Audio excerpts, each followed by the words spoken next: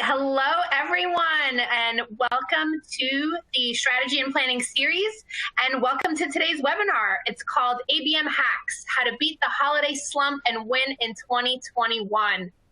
I cannot believe we are talking about holiday anything already. It's been a crazy year, but I'm Claudia Tirico, editor of Demand Gen Report, and I will be your moderator for this presentation. Thank you so much for joining us today. We have an ABM expert on tap to walk you through some tried and true, low effort, high impact, account-centric hacks. So before we begin, just going to run through a few housekeeping slides, and then I'll let my friend Caroline take it away. For those who are new to Demand Gen Report, welcome. We are an online media company publishing everything from daily news items to special reports and benchmark research. We also have a weekly email newsletter and a rich menu of additional resources. So if you haven't done so already, join more than 75,000 subscribers and subscribe to demandgenreport.com today. Of course, don't forget to check us out on LinkedIn and Twitter. All of our links are right here on your screen, and we look forward to connecting with you on social. We also just wrapped our B2B Sales and Marketing Exchange online experience probably a few weeks ago now. But if you missed out, don't worry. Most of the content, if not all of it, is available on demand. So please check it out. There's a ton of information and great presentations on there to help you plan for 2021.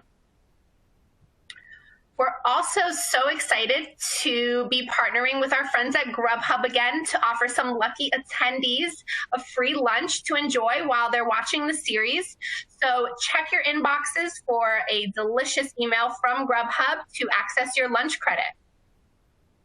And for today's presentation, as always, we are using the On24 platform. So you can actually access everything that you need, all the information that you need from this platform toolbar. So during and after today's presentation, follow along and share your thoughts and feedback on social media. You could use the hashtag SPS20. And then you could actually tweet from directly within the On24 platform using the Twitter widget on the upper left-hand side of your screen. We also encourage you to ask our presenter questions today. We'll have a little bit of time for Q&A after the session ends. So simply use the Q&A widget at the top right corner of your screen to ask any questions that you like, and we'll try to get to them. If not, we'll follow up via email and make sure your questions get answered. The session is slated to run about 30 to 35 minutes, give or take, and then we'll have a few extra minutes of Q&A following. So submit those questions at any time using that widget. And then if you want to see what else we have in store for the series this year, the bottom left of your screen has all of the SPS sessions that are available and going on this week. And then on the bottom right, you'll have some additional resources that we've made available to you. Today's session is, as always, being recorded, and all of our attendees will receive the link for the on-demand version, so you could go back, review, share with colleagues, whatever you want. And then in addition to joining the conversation online and submitting your questions, please take some time to take a very brief survey. It'll automatically launch once the webinar session ends. You could even pull up, complete, and submit the survey at any time using the survey icon that's circled at the bottom of your screen. So before signing off today, please share your thoughts and feedback so we could continue to improve the level of value that we provide you with all of our virtual events and webinar series. All right, almost done, promise. Now I am so pleased to introduce our featured speaker for today, Caroline Van Dyke of RollWorks. Caroline is a seasoned B2B content strategist with a love for actionable storytelling that helps build brands and inspire marketers. With her own experience launching a startup's very first ABM program, she now focuses on helping teams leverage account-based strategies through content at RollWorks. And when she's not busy typing a million words a minute, she can be found getting overly competitive at trivia, hiking with her dog, or watching the latest stand-up special on Netflix. My kind of girl. She also shared some really fun facts with us. She's a 5th grade improv dropout. Love that. Recently covered over 6,000 safe cross-country miles with her dog, and once beat an entire sales team at WPM competition. So basically, Caroline's a badass. And with all that said, I'm going to pass things over to her to kick off the presentation. All yours, Caroline. As if my beautiful holiday sweater wasn't making me warm enough already, I'm blushing after that introduction, so thank you, Claudia. Today, obviously, we're here to talk about ABM hacks, primarily how to beat the holiday slump, setting yourself up for 2021. Again, hence my thematic sweater here. I know it's a little bit premature. We're not even in December, but I figured why not pull this out of my closet to spice up work from home life. So we're going to kick things off here. I won't take too much longer talking about myself, as Claudia did such a great job. So I'll kind of move through this and start with the agenda and what we're going to talk about today. So of course, based on the title of this webinar, we're really focusing on how you guys can build demand going into Q1. We know there's always like a slowdown. We're going to focus on, first of all, just your upfront holiday do's and don'ts.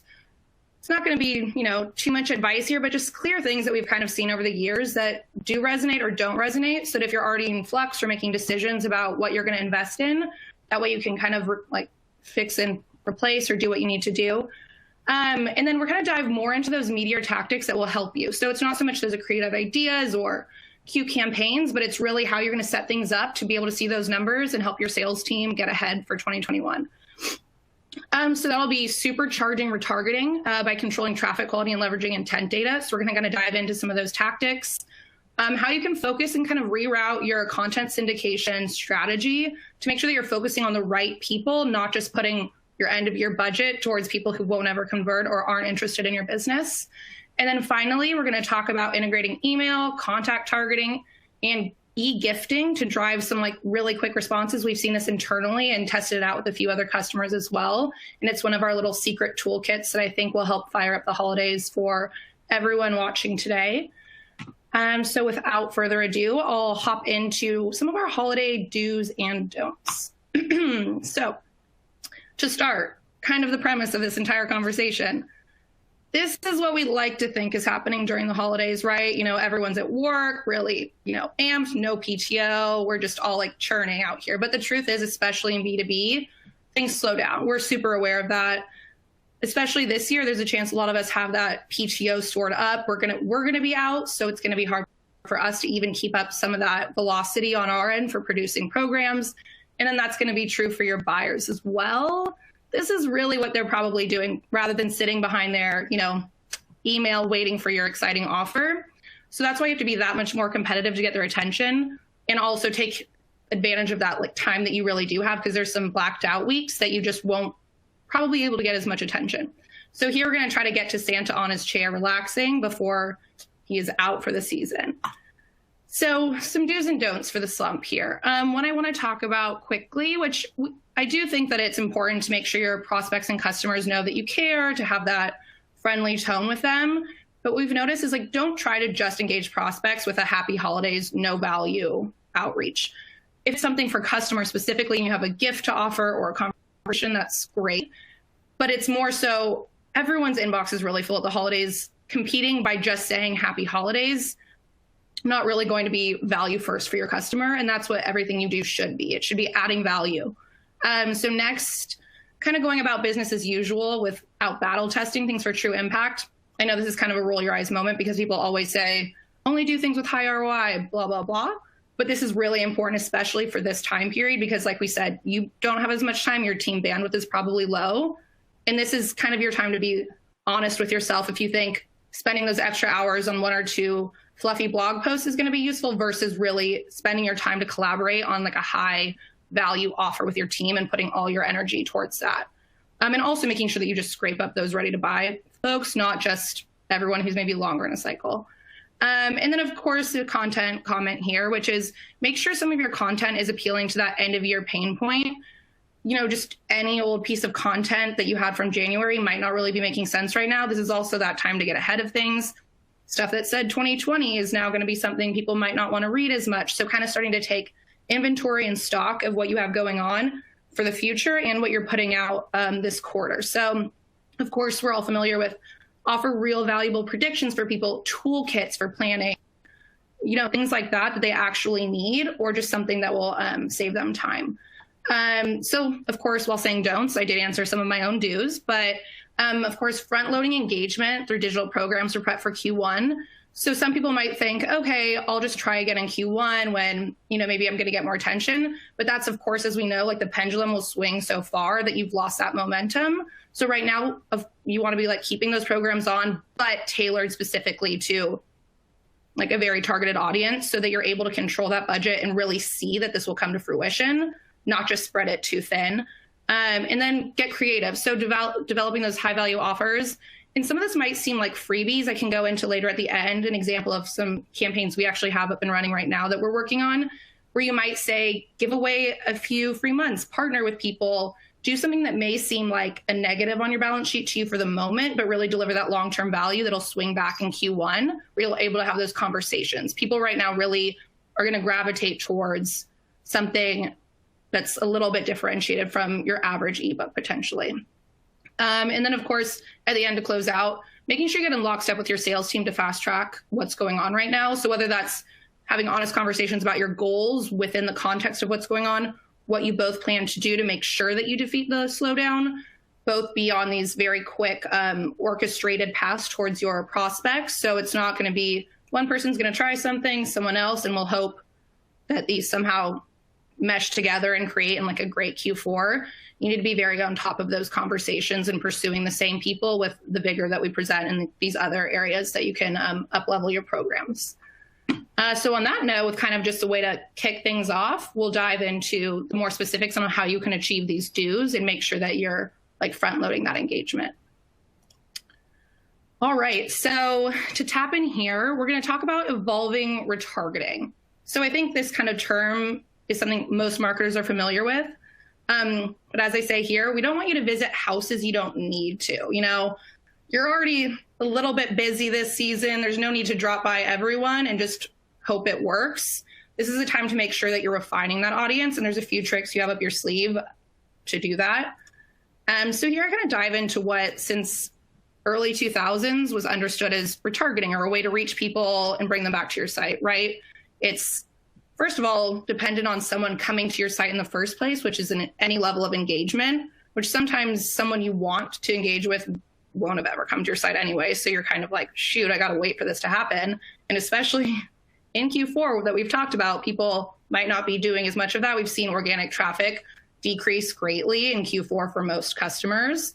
So you're going to want to up level that. So retargeting in the basic sense used to rely on someone needing to come to you, right? And then we'll just throw you back an ad and hope that you come back. And it's not really giving that discernment to your audience or being like, oh, this is really who we want coming to our site. So you're actually spending money, which you don't want to spend on people that potentially aren't going to convert into a great customer.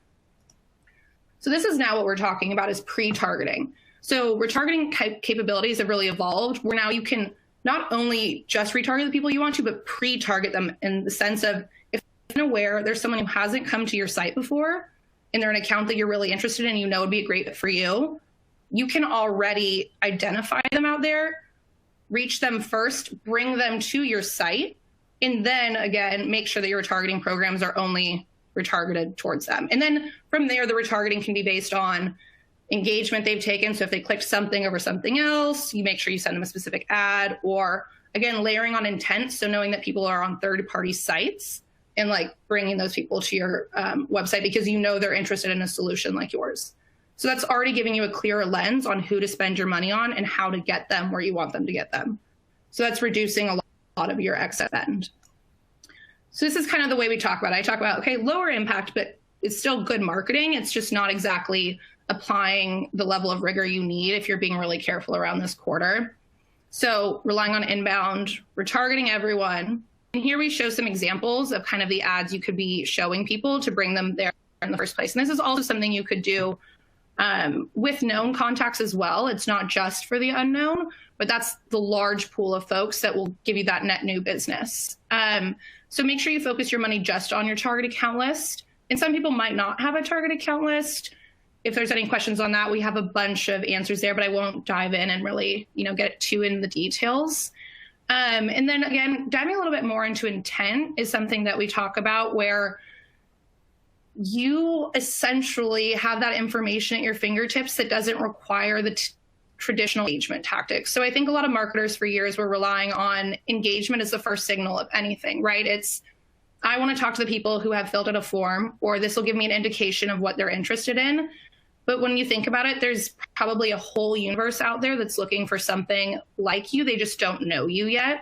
So you really want to be bringing that into your campaigns when you're setting them up. And you can get more nitty gritty on this as well. So it's not just a layer of like, oh, anyone interested in this general one topic of my industry that shows that. You can select a whole group of topics and be monitoring them. And then I'll jump in here, kind of showing you how you can customize your offers based on those intent topics. So I think of intent in two ways when it comes to this strategy. It's one thing as an indicator of interest, right? Just showing intent on something. Great, I know I'm going to take an action or start a marketing program and speak to this audience because they're showing interest. They're ready, right? But then the next layer there is what it gives you is the color to that. And you better not be using intent without also looking into the details of what someone wants to know about, right? You're not going to send everyone the same message because they're interested in something like you. You're going to dive in, and one person's maybe interested in one subtopic, someone's interested in something else. And then you'll break these out into groups. And here we'll show you how you can kind of personalize your messaging there and develop programs and streams directly for those audiences that are showing specific intent topics.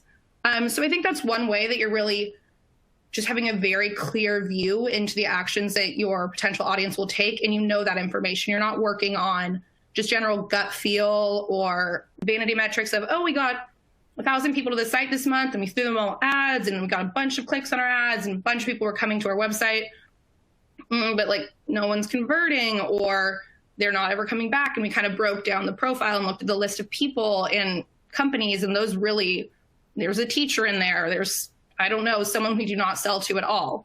So it's kind of making you break that down and have that information the second you start your program. So this is just a way to kind of get that kick started. So if anyone, questions at the end on this, we have plenty more, but I think this is something that everyone should just be holding themselves accountable to, is that there's so much more you can do now to control the people coming to your site. You don't want to leave that up to chance. It's not that you can't do that in tandem or your traditional inbound programs aren't working for you, because most of that content that you're creating is really great because it's with the persona-based idea of, okay, I know people I want to attract to my site, so I will be creating that content. This is that extra nudge and that control and the lever that you need to spend the rest of your budget wisely and hopefully see those returns. Awesome. So again, going into kind of having a more laser focus on Q4, we'll talk about up-leveling content syndication. And my list puns go on here. Luckily, there's no one to stop me unless Claudia decides to. But this is just saying to make sure you check your list and who all of your content is going to. You don't, again, want the wrong people coming in, especially when you're paying content vendors a good amount of money to get you in front of the right people. So here, kind of a lower impact thing people have typically done is you define your audience pretty based on fit. You're like, here are the general things I'm looking for from my audience. You typically go to a vendor that has content in that same arena. And then you have your sales team. Eventually this all starts trickling in, and they have to do their own qualification process on this, which again, we're talking about efficiency in Q4. I mean, and if we're being specific, November, December, and people are taking time off, you're reduced pretty much, if you think about it, head count on that moment. So we don't want to add extra work to anyone's plate, not like we already do. So thinking about your sales team plucking through these and kind of evaluating, okay, is this something I should follow up with? Should I not? There's a lot of redundancy here. And so you can cut through that if your real approach is to go to your vendors and give them your exact target account list, give them lists of companies that you're like, these are a fit. We want to pursue them. We want to only pay for people that are coming from this. So that's removing the fluff, which of course the natural reaction to that is that you can expect higher CPLs, a little bit lower volume, but those are tangible and can actually realize themselves before, like within Q4, Q1, which is what you need to keep yourself afloat. So again, the vanity metrics this quarter, like it's not going to get you anywhere. You really want to make sure that you're driving value, focusing on the right people, and having that conversation with your vendors. And then of course your sales team, they're happy. They can follow up with everyone. There's no questions. It's going to be like a great conversation. Boom, you've got this going. So you've just cut out all of the extra legwork and you're spending your money a little bit more efficiently.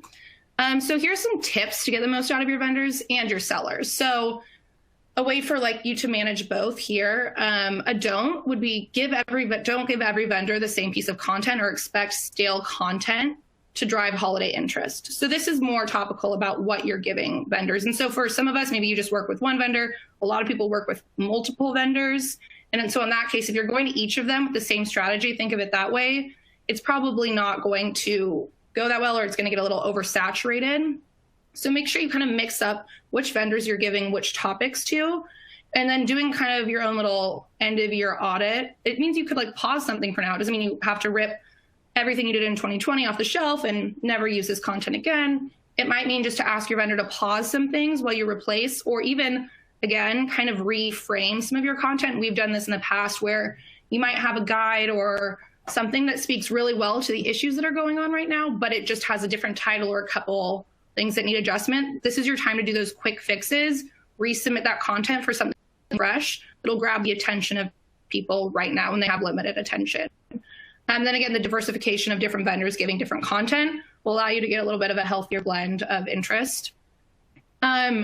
And then, like I said, make sure to do fact check of your vendors. And this isn't any sort of gouging situation or like that, but make sure that you're also checking yourself for what you're requesting from your vendors. So if you're asking that X number of people are coming from these accounts that you gave them, and then you're just closing your eyes, kind of like they're going to sales, make sure if this is the first few times you've done this with a vendor to go through and kind of manually check, spend a little bit of time, and so you can have trust going forward. And don't follow up with them and just say like, hey, let's reach, can we maybe like reallot this to these accounts? Just kind of making sure you have a pulse on that. It's not exactly always a set it and forget it with this situation. So just getting kind of your feet wet with it. And then as far as what you should do is another thing that we've noticed is a hiccup, depending on how everything's set up for you in Salesforce, whatever you're using, HubSpot, any other CRM, or what tools your sales team is using. The level of data to make sure that your sellers know to let a prospect or someone they're following up with know where they got the content from. For example, if someone downloads your guide but aren't familiar with your brand because they're downloading it from like an objective content syndication site, if you follow up with an email saying, thanks for downloading X brand's guide, we're so excited to talk to you, they might get a little bit like, I don't remember your brand because I just downloaded a topic from a website. So make sure to kind of give them information on which syndication vendor that came from and say, like, thanks for downloading our guide from xyz.com. We're the experts on this. Like, we have this extra content if you're interested. So just making sure that you give that simple script to your sales team to know to fact check where it came from, to make sure there's no like weird conversation with a prospect. That's very important. And then as far as this is concerned, it's also spreading potentially your target account list evenly. So not only the content where you give different vendors different content, but you might want to say, okay, for this specific vendor, I see this chunk with like a slight like different skew to our audience. I'll send this chunk to that vendor, this chunk to that vendor, so that they're, again, not all trying to reach that same audience with potentially the same offers. Ideally, it wouldn't happen, but you just kind of, if you have the skill to do this, take a step back, divide it up, make sure you get a healthy blend in there. That way you're not, kind of overdoing it in the market. So those are just a few tips to make sure that you're getting the most out of content syndication. And going into 2021, this should also prep you because this is a strategy that you should keep with you as well. And it'll help you kind of swing back in Q1. And of course, any of the content that you pulled or paused doing, you can bring back. And so you'll have this refreshed approach as well. Here we'll dive into, which seems like something people are told often, which is to pursue immediate value. I said, low-hanging ornaments, low-hanging fruit, whatever it is. But this is especially true right now. You have limited time, what you want to do is really focus on your audience. So we talked about this a little bit earlier with bringing intent. So these are kind of the buying signals, right? We want to start breaking down what is our true audience that's ready to buy right now. Is this the time? You should always have your always on, very top of funnel, educating unaware, doing all of that. We don't think you should be pausing that or giving up on it, but where you're focusing your attention should really be in 3 buckets, right? Which we talk about all the time, is making sure first of all, you're pursuing the right accounts. They're fit, the firmographics match what you need, the company size, the revenue. These people that you have like data backed proof would become great customers. That's number 1, right? And then what's layering on top of that is those folks maybe who are unaware but want to become aware, because they're unaware in the sense that they just don't know your brand, but they're aware of the category. So these are people searching if you're selling IT, IT, cloud services, etc. And you're starting to layer that on. You're like, okay, great. And then what you also have that would be like the supercharged aspect of this is a third part, which is engagement, which is that actual action on your website, or if you've had a conversation with someone in the past and they've gone kind of dark. This is like the ideal bundle group that you should be talking to this quarter to really see that go super fast, right? There's not all those hiccups along the way, getting to know each other, blah, blah. You can really make a high impact and see those results immediately. So here we kind of talk about the channel trifecta, which is all those buying signals that I just talked about, and apply them in a really tight-knit way in coordination with your sales team to see those benefits really quickly. So here we go into like lower impact would be to employ the same channels across all accounts, regardless of readiness signals. So this is just, like I said, keeping your always on marketing just during the holidays and thinking that that's going to really make a difference. You're competing with so many people out there trying to get attention right now. You have out of office emails just bouncing all over the place. We know what's going on. So make sure that you are winnowing down, and then running marketing and sales programs in a silo, hoping one gets the job done. For this, we've noticed a lot that there's alignment between teams. You talk about it, like you have programs that are typically set up where marketing does something, we expect sales to follow up. Great, but there are little things that can happen in between there. Maybe sales doesn't know, or sales doesn't have a tool that kind of notifies them of what engagement is happening. And so first of all, making sure that everyone is like in lockstep as far as your tech stack and how that's set up for you to get that information that you need. And then second, it's just really about those programs that have built-in levers for action, and they're all timed out well, and sales knows what to do. So this isn't the holiday season to sit around and be like, marketing, send this email out, sales should follow up. Let's meet in 2 weeks and like really hope that we see those results. You need to be going on each program almost as like a campaign between both of you together and making sure that you're monitoring results as it's happening. And so as for our ABM hack here, I talked about identifying very clear, ready to buy sub-segments based on intent and engagement. So this could also work. In the past, we've seen this work for re-engagement campaigns as well. So right now, say you had people for a couple months who were in conversations but have gone dark. This is another great group to start addressing because you probably have a lot of those in your database that you want to get in front of. And then here's the channel trifecta that we talk about that you should start doing with those buying signals. So making sure you use a combination of email, ads, no-ask e-gifts.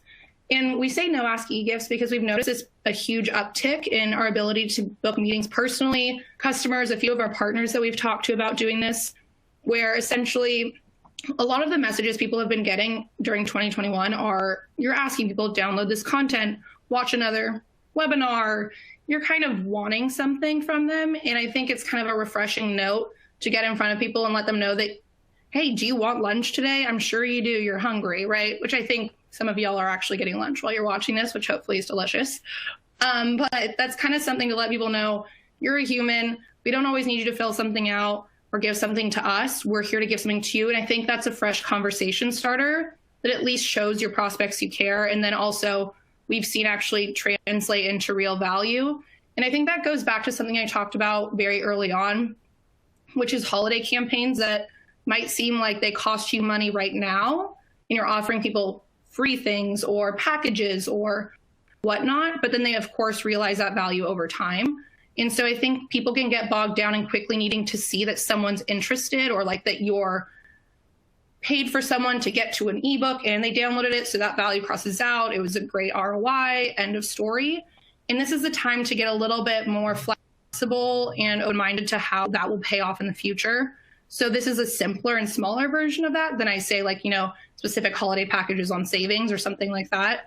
But here you can just send that through email. Make sure you touch multiple places, inbox, ads, everywhere, so that they kind of get the consistent message. And again, like I said, though, if you're doing what we're talking about, which is getting in front of them on these 3 channels, more channels, whatever you have up your sleeve, that you are making sure that you're messaging, you have a document where you're mapping out these conversations. It can be really quick. We're not talking, someone on your team has to spend hours doing this, but I've noticed what some marketers fall in a trap of is some people are responsible for different channels.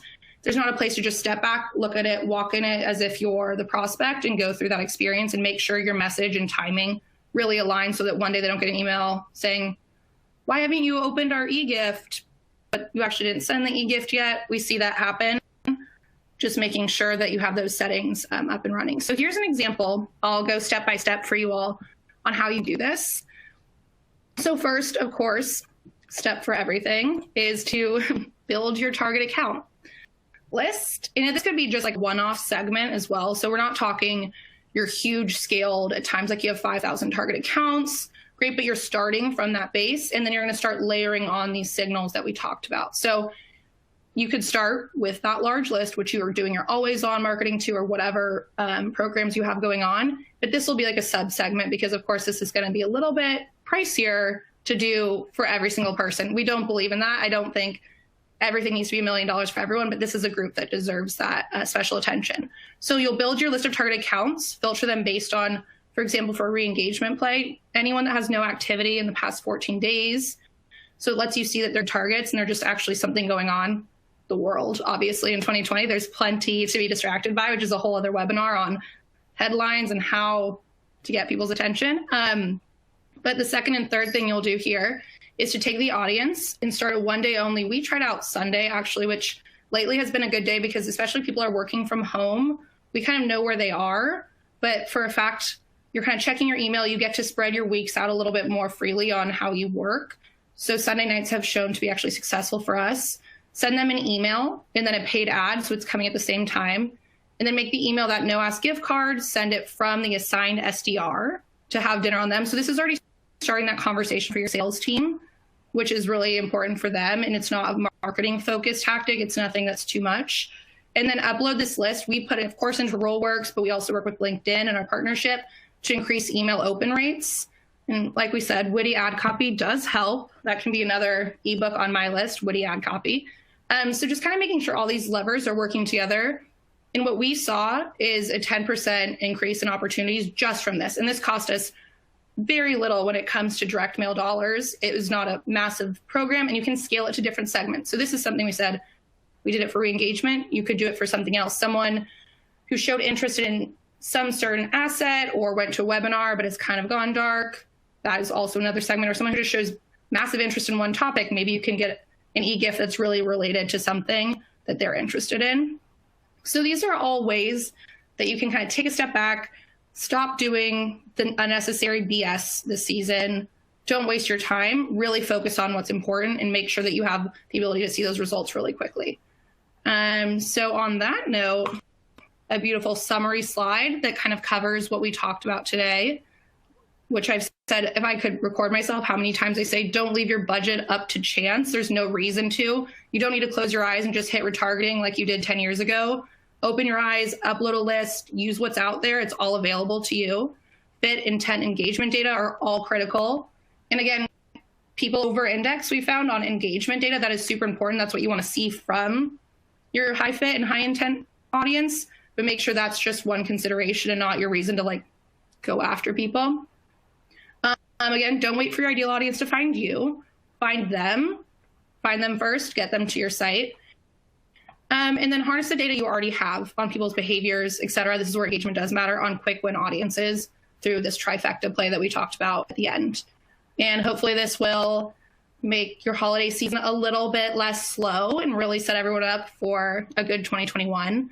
And I hope everyone has a great holiday sweater on to match me today. So thank you for joining us. I'll throw it over to Claudia for some extra thoughts.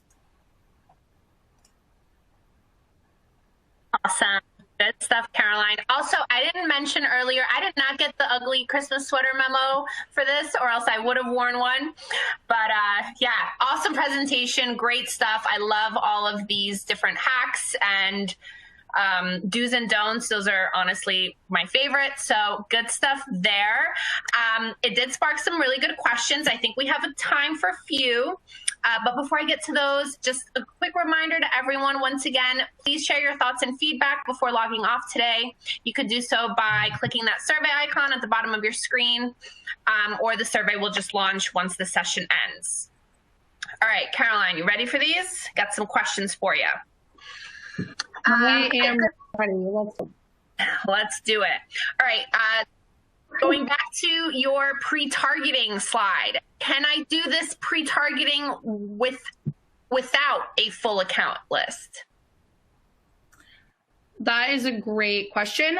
So actually, we kind of talk about things usually in two ways. There's the as close to account-based, and then there's like the full focus on it. And we find a lot of people, at least if you're in a clear area, which a lot of people usually do persona mapping, like you know the individual, we try to flip that on its head and say, at least if you know a company profile. So we're just asking you for more specific firmographics, technographics, et cetera, that you can do. If you at least have your like ideal company profile in mind, so that's a more account-based lens, but maybe they aren't yet named, like you don't have the list of XYZ by name, location, et cetera, you can run this effort towards that targeted group. So it's towards your ideal profile. So you can kind of enter in that information, and it'll get those accounts that are closest to matching that out there and bring them, and make sure that you're only targeting people that are within a certain realm. So it doesn't always have to be named. It's ideal for you if you're running other programs and you can have that visibility and you have that extra layer of control as part of your strategy. But for people who are getting their feet wet, there's also other approaches to do that as well. So it's not just limited. Awesome. This might be a follow-up, I guess, to that, but it also somebody also asked, can I do this with people I already have in my CRM? Another great, wonderful question. I'm losing my speech here. So in fact, at the same time, while we kind of talk about this was a good way to get unaware folks into your database, right? Because a lot of the issue people have is like recycled, okay, just sending emails, just targeting people I have in my database. And I want to get people who I believe there's a whole universe out here that I just don't know about. But at the same time, we talk a lot about how lifecycle marketing across account-based is super important. So if you already have people that you've worked hard to get into your database, you're also able to reach them. So if it's kind of an audience that has engaged with you in the past, but gone dark, like we talked about, you can reach out to them as well through this sort of pre-targeting and bring them to your site. It's depending on their activity on your site, but you can definitely start to winnow away on those audiences so that you're actually segmenting them in your database and you can reach them that way as well. Cool. All right, I think we have time for one more. Here's a good one. Do you have any examples of campaigns you have done that aren't just fluff over the holidays? Yes, I know that word fluff. I probably used it multiple times in my presentation, but if we're being honest as marketers, it's kind of a tough word because you're like, most things you do, you're not trying to do fluff. You know, it's become that kind of begrudged word. But when it comes to, for example, in the beginning when I was talking about sending an email that just says, we hope you have a happy holiday season, like, to be fair, plenty of people are already getting enough from their family, from other people. So one thing we're trying this Christmas season, Hanukkah season, holiday season, every season, is to kind of do this 12 days of Christmas campaign with a lot of partners, because what you'll notice is everyone right now is also in the same boat. If you look around, like there's not one company that's like, oh, we crushed the holiday season in B2B. So we've kind of gathered with our friendlies and thought, okay, what can we all uniquely offer people this season? And we're doing those sort of packaged giveaways that I talked about, where someone maybe has 2 months free or some extra tokens or something like that, and giving our select target account list access to this. So it's an example of you're putting some value out there, like you're, putting this on your balance sheet. We're spending money on people, but we're not spraying and praying this, right? So it makes sense that we already know these people are really interested in viable customers potentially. And so we're giving only those people access to something that's potentially really valuable to them and that they can leverage into the new year and really get their feet wet. And then we can have those conversations later next year, seeing if it's a fit.